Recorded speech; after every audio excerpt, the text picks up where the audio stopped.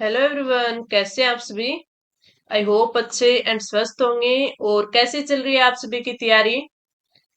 आप सभी की अगर देखें तो आज 14 मई है। आज 14 मई है। इसके बाद आपके 14 जून और फिर आपके 13 जुलाई, यानी आपके पूरे 2 ही महीने रहे हैं महिला सुपरवाइजर के एग्जाम में। 2 महीने में 2 दिन कम ही मानो आप।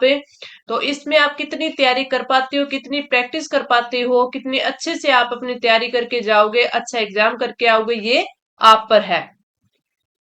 तो चलिए क्लास स्टार्ट करते हैं। आप सभी को पता है कि इस क्लास में हम राजस्थान सीईटी 2024 और साथ में हमारी महिला सुपरवाइजर 2024 की वैकेंसी, तीनों यानी 2 महिला सुपरवाइजर और एक सीईटी ग्रेजुएशन, इन तीनों की बात करें तो इन तीनों के मॉडल टेस्ट पेपर हमें कर रहे थे। इस क्लास से पहले हमने 4 मॉडल टेस्ट पेपर है वो कर लिए हैं। आज का जो हमारा टेस्ट रहने वाला है वो कौन सा है, 5वां है। तो चलिए बिना देरी किए हुए क्लास स्टार्ट करते हैं। इससे पहले मैं आपको बता दूं कि इस क्लास की जो पीडीएफ है वो हमारे टेलीग्राम चैनल पर आपको प्रोवाइड करवाई जाती है, जहां से आप बाद में भी इसका रिवीजन कर सकते हो। इसके साथ साथ ही जो अलग से आपके महिला सुपरवाइजर का कंटेंट है, जैसे आपके ज्योग्राफी हो गई, वर्ल्ड हिस्ट्री, वर्ल्ड ज्योग्राफी हो गई, वो सारा आपको है वो वहीं पर प्रोवाइड करवाया जाता है। राजस्थान सीईटी या महिला सुपरवाइजर की बात करें तो इनमें एक कंप्यूटर आपका सब्जेक्ट भी है, और इस कंप्यूटर की बात करें तो इससे रिलेटेड जो भी आपके मैटर है, चाहे वो आपके पीडीएफ फॉर्म में हो या फिर आपके क्विज फॉर्म में हो, वो भी आपको टेलीग्राम चैनल पर प्रोवाइड करवाया जाता है। तो आप वहां से इसको भी कंटेंट को लेकर अपना अच्छी तैयारी कर सकते हो। तो चलिए क्लास स्टार्ट करते हैं। हमारा फर्स्ट क्वेश्चन है, कच्चे माल की उपलब्धता के आधार पर राजस्थान में उद्योग को कितने भागों में विभाजित किया गया है। 3 भागों में, 4 भागों में, 5 भागों में और 6 भागों में। कच्चे माल के आधार पर देखिए तो मैं आपको बताती हूँ कि एक तो कृषि आधारित उद्योग होता है। कृषि आधारित उद्योग, आधारित उद्योग, उसमें कच्चा माल आप देखिए जैसे कपास हो गया। तो इस प्रकार एक एग्जाम्पल मैंने बताया, तो इस ऐसे ही आपके उद्योग होते हैं। तो एक कृषि आधारित कच्चे माल पर हो गया। दूसरा आपका आता है वन आधारित, वन आधारित उद्योग। तीसरे की बात करें तो तीसरा आता है आपका रासायनिक उद्योग, रासायनिक उद्योग। और चौथा आपका आता है अयस्क, अयस्क यानी खनिज उद्योग, खनिज, या फिर इसमें एक अन्य भी आ जाता है तो अन्य उद्योग। तो ये कितने प्रकार की हो गई, आपकी 4 प्रकार की हो गई। एक कृषि आधारित, दूसरा वन आधारित, तीसरा रासायनिक उद्योग और चौथा अयस्क या खनिज आधारित उद्योग। तो आपका जो राइट आंसर हो जाएगा वो हो जाएगा ऑप्शन है बी। आगे बढ़े हमारा अगला क्वेश्चन। अगले क्वेश्चन की बात करें तो राजस्थान में प्रथम सूती वस्त्र कारखाने की स्थापना कब और कहाँ हुई थी। राजस्थान में प्रथम सूती वस्त्र कारखाने की स्थापना कब और कहाँ हुई थी। वर्ष 1889 में ब्यावर में, वर्ष 1906 में अजमेर में, वर्ष 1938 में भीलवाड़ा में और वर्ष 1942 में पाली में। इसमें पूछा है प्रथम सूती वस्त्र उद्योग, प्रथम है सूती वस्त्र कारखाने की। तो पहले सबसे पहले ये याद रखना है कि जो प्रथम सूती वस्त्र कारखाना है वो कौन सा है, the Krishna mills, the Krishna mills.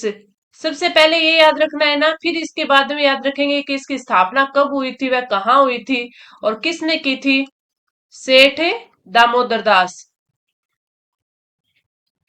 Damodar Das, ठीक है। अब इसकी बात करें तो इसकी स्थापना है वो हुई थी 1889 में, और कहां पर है, ब्यावर में। तो आपका जो राइट आंसर हो जाएगा वो कौन सा हो जाएगा, ऑप्शन है ए हो जाएगा। इसके अलावा अगर हम तीनों ऑप्शंस की और बात करें तो वर्ष 1906 में अजमेर में किस एडवर्ड मिल्स की स्थापना हुई थी। किसकी, एडवर्ड, एडवर्ड मिल्स की स्थापना हुई थी। कहां पर हुई थी, अजमेर में हुई थी। कब हुई थी, 1906 में। 1938 भीलवाड़ा की बात करें तो यहाँ पर भीलवाड़ा में मेवाड़ मिल की स्थापना हुई थी। मेवाड़ मिल्स की स्थापना हुई थी, कब हुई थी, 1938 में। और 1942 में पाली की बात करें तो यहाँ महाराणा उमेद मिल्स, महाराणा या महाराणा उमेद मिल्स। उमेद मिल्स की स्थापना हुई थी, कब हुई थी? 1942 में, पाली में। तो मैंने चारों ऑप्शन आपको अच्छे से एक्सप्लेन करके बता दिए। इसी प्रकार जो हमारा टेस्ट है वो हम करेंगे ताकि हमारे एक क्वेश्चन के साथ साथ है वो 3 और क्वेश्चन है इसमें कवर हो जाए। इस क्वेश्चन का राइट आंसर ऑप्शन है फर्स्ट रहेगा। आगे बढ़े, हमारा अगला क्वेश्चन है, हमें सूची फर्स्ट और सूची सेकंड दिया हुआ है, दोनों का मिलान करना है। सूची फर्स्ट में जो इकाई दे रखी है यानी वस्त्र उद्योग दे रखी है, और सूची सेकंड में जिले दे रखे हैं, इनका मिलान करके नीचे जो कूट दिया हुआ है उसमें हमें राइट आंसर चुनना है। इस प्रकार के क्वेश्चन आपके एग्जाम में काफी ज्यादा आते हैं, या तो इस प्रकार आ जाएंगे सुमेलित करने हुए, ठीक है, इस प्रकार इनका मिलान करना हुआ। एक आता है कि जिसमें इस साइड है, जैसे आपके दे दिए वस्त्र उद्योग दे दिए, इस साइड है जिले दे दिए। अब आपसे पूछ लेगा कि इसमें से कौन सा एक सुमेलित नहीं है, यानी सबके सामने है वो सही जिले दे देगा और एक के सामने है वो गलत जिला दे देगा, जिसको आपका राइट आंसर बताना है। या फिर ये दे देगा कि 3 के सामने गलत दे देगा, एक के सामने सही दे देगा, आपसे पूछेगा इसमें से कौन सा सही सुमेलित है। तो इस प्रकार के क्वेश्चनों की संख्या है वो काफी ज्यादा रहती है आपके, ठीक है। तो इनकी प्रैक्टिस आपको अच्छे से करनी है। इस क्वेश्चन की बात करें, अगर इस प्रकार के सुमेलित करने वाले क्वेश्चन आते हैं तो उसमें क्वेश्चन से सही होने के चांसेस ज्यादा होते हैं। क्यों? क्योंकि हम क्वेश्चन में ऑप्शन एलिमिनेट करके उसका आंसर दे सकते हैं। जैसे इनमें देखें, Shri Mahalakshmi mills, Shardul textile mills, Rajasthan textile mills और राजस्थान सहकारी मिल्स। अगर इनकी हम बात करें तो हमें पता है कि जो राजस्थान सहकारी मिल्स है ये कहां पर है? ये गुलाबपुरा में है, गुलाबपुरा। और गुलाबपुरा कहाँ? गुलाबपुरा भीलवाड़ा में, भीलवाड़ा में, गुलाबपुरा भीलवाड़ा में। तो इसका एक का पता है, तो यानी डी में क्या आ जाएगा? फर्स्ट आ जाएगा। अब देखो डी में फर्स्ट किस में है? डी में फर्स्ट, डी में टू, डी में फोर, डी में थ्री, यानी जो हमारा फर्स्ट है ये हमारा आंसर है, सही हो गया। अगर किसी को एक ये आता था, अब मेरे को ये एक का पता था बाकी 3 का पता नहीं था, तो मेरा ये क्वेश्चन बिल्कुल सही हो गया। बात करें श्री महालक्ष्मी मेल्स की, श्री महालक्ष्मी मेल्स ये कहां पर है? ये अजमेर में है, तो ए में 2 हो गया। अगर अब ये देखिए कि अगर किसी को एक का ही पता था, एक का पता था, वो सही नहीं कर पाता। क्यों नहीं कर पाता? क्यों? ए में 2 इसमें भी है, इसमें भी है, इसमें भी। हाँ, सी को तो एलिमिनेट कर देता, लेकिन ये दो तीनों में एलिमिनेट नहीं कर पाता। शार्दुल टेक्सटाइल मिल्स की बात करें तो ये कहां पे है? गंगानगर में है। ये कहां पे है? गंगानगर में है। अगर इसका पता होता फिर भी वो दो में कंफ्यूज रह जाता, ए और ए, बी में डी, तो आपका एलिमिनेट हो जाता। राजस्थान टेक्सटाइल मिल्स की बात करें तो राजस्थान टेक्सटाइल मिल्स है वो कहां पर है? वो आपके फिर रह गई झालावाड़ में। कहा? झालावाड़ में। और आपकी राजस्थान सहकारी मिल्स है वो कहां पर है? भीलवाड़ा में। तो इस प्रकार जो राइट आंसर हो जाएगा ऑप्शन ए हो जाएगा। ऐसे ही आपको क्वेश्चन है वो ऑप्शन एलिमिनेट करके राइट करना है। आगे बढ़े, श्रीगंगानगर सहकारी कताई मिल से कहाँ स्थित है? गंगानगर में, गंगापुर में, गुलाबपुरा में और हनुमानगढ़ में। तो आपका जो राइट आंसर होगा वो तो हो जाएगा आपका ऑप्शन है डी। लेकिन श्री गंगानगर नाम देखकर है वो सारे के सारे आंसर किसको कर देंगे? ऑप्शन ए को कर देंगे, जो कि गलत हो जाएगा। श्री गंगानगर सहकारी कताई मिल्स है वो आपकी हनुमानगढ़ में है, तो राइट आंसर ऑप्शन है डी हो जाएगा। आगे बढ़े, हमारा अगला क्वेश्चन है, लोकसभा के सदस्यों के चुनाव में निम्नलिखित में से किस विधि को प्रयुक्त किया जाता है? किस विधि को प्रयुक्त किया जाता है? आनुपातिक प्रतिनिधित्व, भूभागीय प्रतिनिधित्व, सांप्रदायिक प्रतिनिधित्व और व्यक्तिगत प्रतिनिधित्व। ये प्रतिनिधित्व है, ठीक है। अब इसमें बात करें हम तो राइट आंसर हमारा हो जाएगा ऑप्शन है बी, भूभागीय प्रतिनिधित्व है। भूभागीय प्रतिनिधित्व है। तो लोकसभा के सदस्यों के चुनाव में किस विधि को प्रयुक्त किया जाता है? ऑप्शन है बी आ जाएगा। आगे बढ़े, हमारा अगला क्वेश्चन, निम्नलिखित राज्यों में से कौन से एक राज्य को भारत का पहला भाषा राज्य होने का सम्मान प्राप्त हुआ है? यानी भाषा आधारित, भाषा आधारित राज्य, यानी भाषा के आधार पर जिसको राज्य है वो बनाया गया है, वो कौन सा है? तमिलनाडु, पंजाब, पश्चिमी बंगाल और आंध्र प्रदेश। तो भारत का पहला भाषा आधारित राज्य बना था, वो बना था ऑप्शन डी, आंध्र प्रदेश। तो राइट आंसर ऑप्शन है डी हो जाएगा। आगे बढ़े, अगला क्वेश्चन। निम्नलिखित में से भारत में तलछट को प्रवाहित करने वाली प्रमुख नदी कौन सी है? प्रमुख नदी कौन सी है? ब्रह्मपुत्र, यमुना नदी, गंगा नदी, सिंधु नदी। तो जो राइट आंसर होगा, भारत में तलछट को प्रवाहित करने वाली है ब्रह्मपुत्र नदी। तो ऑप्शन ए हो जाएगा, ब्रह्मपुत्र नदी। अगला क्वेश्चन। केंद्र सरकार किसकी सिफारिशों के आधार पर भारत की समेकित निधि से राज्य को सहायता अनुदान देती है? यानी समेकित निधि है, उसमें से जो सहायता है या अनुदान है वो किसकी किसकी अनुमति से है वो दिया जाता है, या किसकी सिफारिश के आधार पर दिया जाता है? वित्त आयोग, राष्ट्रीय विकास परिषद, योजना आयोग और संघीय वित्त मंत्री। तो जो राइट आंसर होगा वो होगा ऑप्शन ए, केंद्र सरकार है वो वित्त आयोग की सिफारिश के आधार पर ही है वो समेकित निधि से राज्य को सहायता अनुदान देगी। इसमें दो चीजें हैं, दो कौन कौन सी है? एक तो सिफारिश किसकी होगी? वित्त आयोग की होगी। और अनुदान देगा कौन, यानी सहायता करेगा कौन है? केंद्र सरकार करेगी। तो राइट आंसर ऑप्शन ए हो जाएगा। आगे बढ़े, अगला क्वेश्चन। जब भारत और रूस के बीच में मैत्री और सहयोग की संधि पर हस्ताक्षर किए गए थे, तब रूसी नेता कौन था? अगर फुली स्टैटिक की बात करें, स्टैटिक जीके की बात करें, तो भारत और रूस के बीच में जब मैत्री सहयोग की संधि हुई थी, उस टाइम पूछा है कि उस टाइम है वो रूस का नेता कौन था? Yuri Andropov, Mikhail Gorbachev, Nikita Khrushchev और लियोनिड ब्रेजनेव। तो आपका जो राइट आंसर होगा वो होगा ऑप्शन है फर्स्ट, यूरी एंड्रोपोव है वो उस टाइम में क्या थे? रूसी नेता थे, जब भारत और रूस के बीच मैत्री और सहयोग की संधि पर साइन हुए थे। तो राइट आंसर ऑप्शन है ए आ जाएगा। अगला क्वेश्चन। कुनेन एक पादप से प्राप्त की जाती है और पादप के किस अंग से यह औषधि प्राप्त की जाती है? जड़ से, तने या शाखाओं की छाल से, पत्तियों से और फल से? सबको ये क्वेश्चन आता होगा। राइट आंसर ऑप्शन है बी हो जाएगा। आगे बढ़े। जब पादप विविधता को प्राकृतिक आवास में संधारित किया जाता है तो इस संरक्षण को कहते हैं? स्थान रहित, स्वस्थाने, जीवे और पात्रे। तो आपका जो राइट आंसर होगा वो होगा ऑप्शन बी, स्वस्थाने।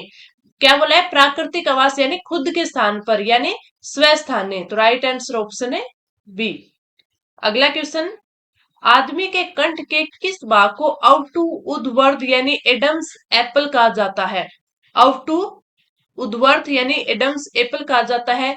श्वसनी को, थायराइड उपास्थि को, क्रिकोइड उपास्थि को और कंठ को। तो जो राइट आंसर होगा वो हो जाएगा ऑप्शन है बी, थायराइड उपास्थि है उसको एडम्स एप्पल कहा जाता है। उसे क्या बोलते हैं? Adam's apple. तो राइट आंसर ऑप्शन है बी। आगे बढ़े। मार्क्सवादी भौतिकवादी किसके विचार से आया है? डार्विन के, एंजिल्स के, हेगल के और फ्यूअरबेच के। तो जो राइट आंसर होगा वो कौन सा हो जाएगा? वो आपका हो जाएगा ऑप्शन है सी। क्या हो जाएगा? ऑप्शन है सी। किसके विचार से आया है? आपके हेगल के विचार से आया है। आगे बढ़े, अपना अगला क्वेश्चन। भारतीय संविधान का अनुच्छेद आर्टिकल फर्स्ट है वो भारत को क्या घोषित करता है? भारत को क्या घोषित करता है? एक अर्ध संघीय राज्य, एक एकात्मक राज्य, एक राज्य संघ और एक संघीय राज्य। क्या आ जाएगा? संघीय राज्य। तो आपका जो राइट आंसर होगा वो कौन सा हो जाएगा? एक राज्य संघ या संघ राज्य है वो अनुच्छेद फर्स्ट घोषित करता है या फिर बताता है कि जो भारत है वो एक संघ राज्य है। ठीक है, तो राइट आंसर ऑप्शन है सी आ जाएगा। आगे बढ़ते हैं, हमारा अगला क्वेश्चन। कौन सा शब्द है वो बैंकिंग से संबंधित नहीं है? ये आपके इंडियन इको का क्वेश्चन है।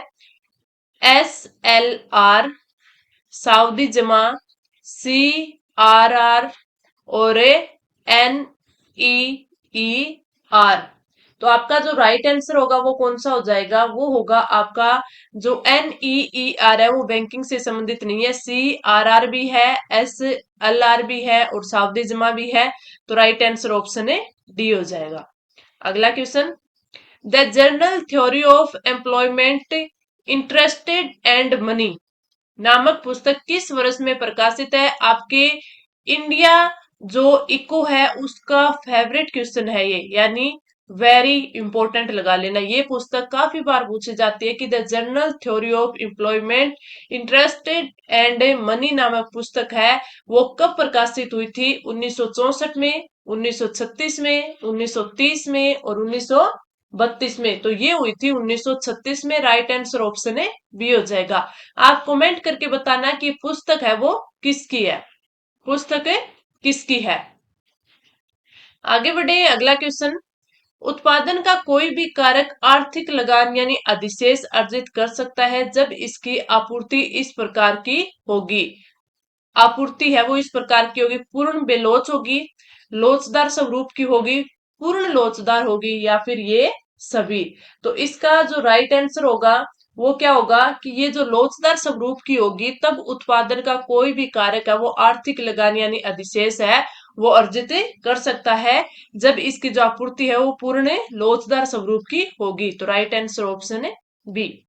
आगे बढ़े, वैदिक कार्यों की भांति यज्ञ अग्नि की प्रथा का पालन इनके द्वारा भी किया गया है। यानी जैसे वैदिक कार्य है वो अग्नि का यूज यज्ञ में करते थे, या फिर यज्ञ करने की जो प्रथा थी उसका पालन है वो यूनानी भी करते थे, ईरानी, रोमवासी, या ये सारे ही करते थे। तो ये करते थे ईरानी लोग। ईरानी लोग भी यज्ञ में अग्नि का यूज है, प्रयोग है वो करते थे। तो राइट आंसर ऑप्शन है बी हो जाएगा।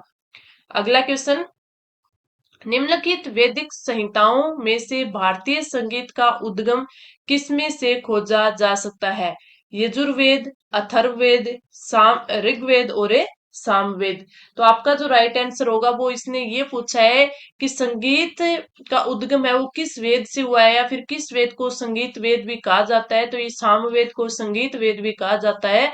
तो राइट आंसर ऑप्शन है डी हो जाएगा।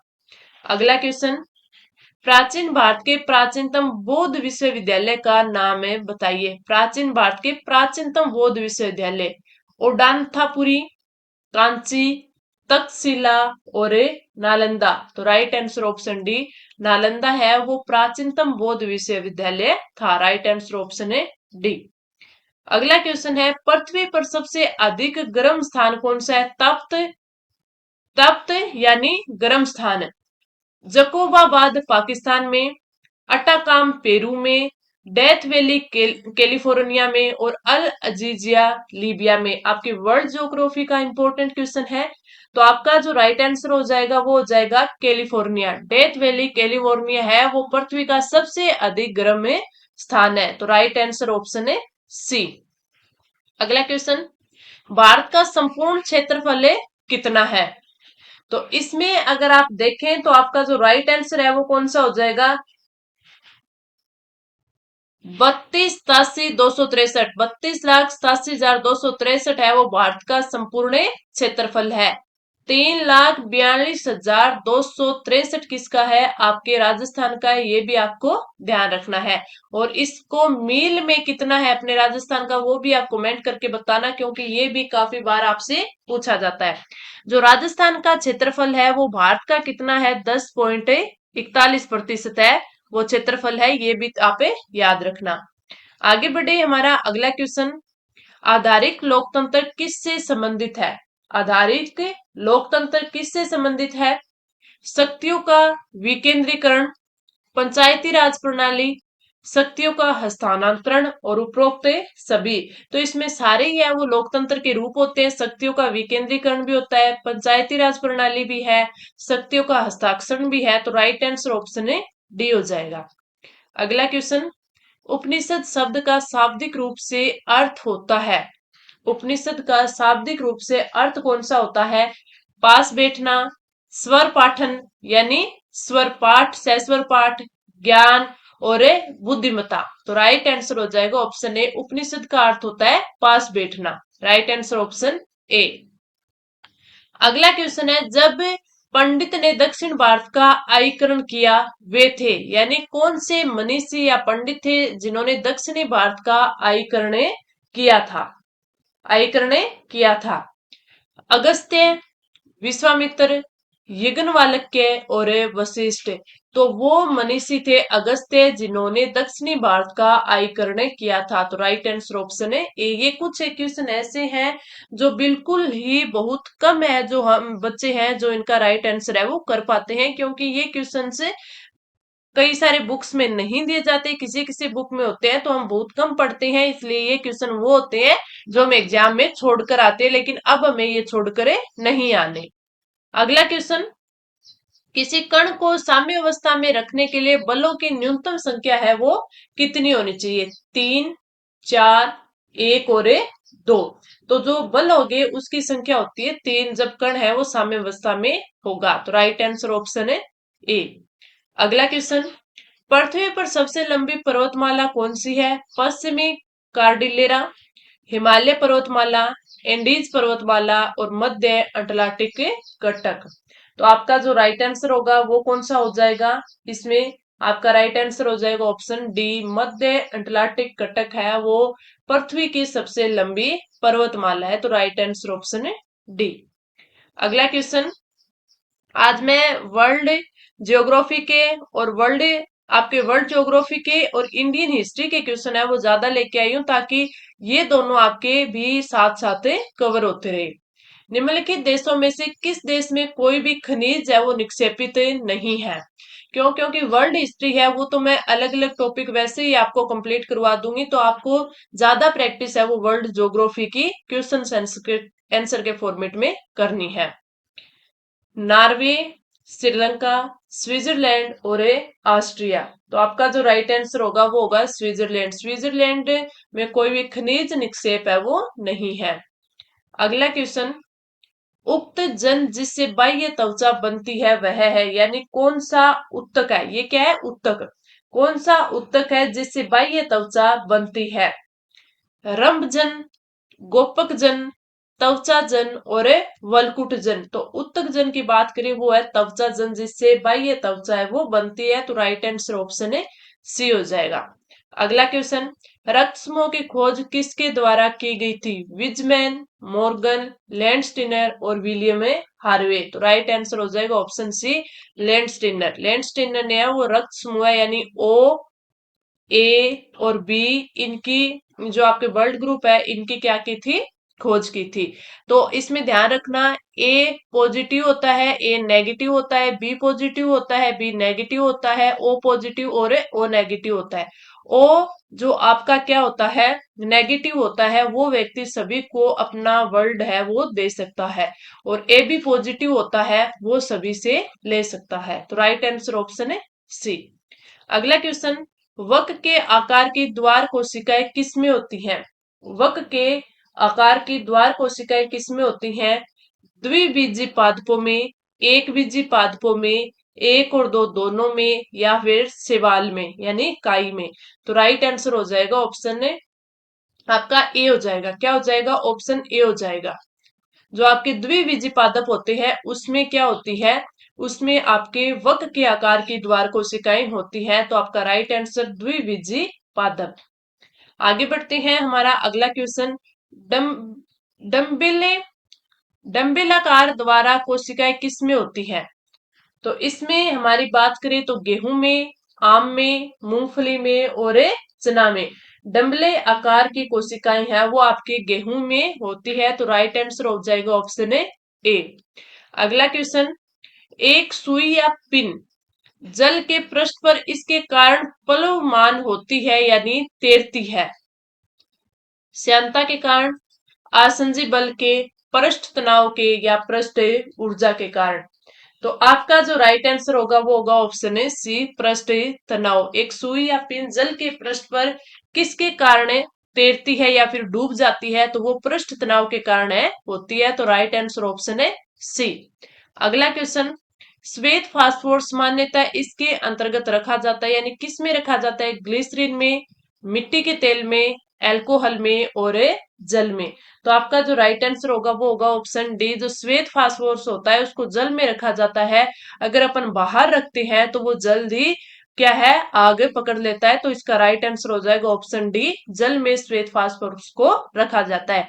तो आज आपके काफी सारे जो क्वेश्चन थे वो मैं आपके जनरल साइंस के भी लेके आई, ताकि आपका साथ साथ में कवर हो सके।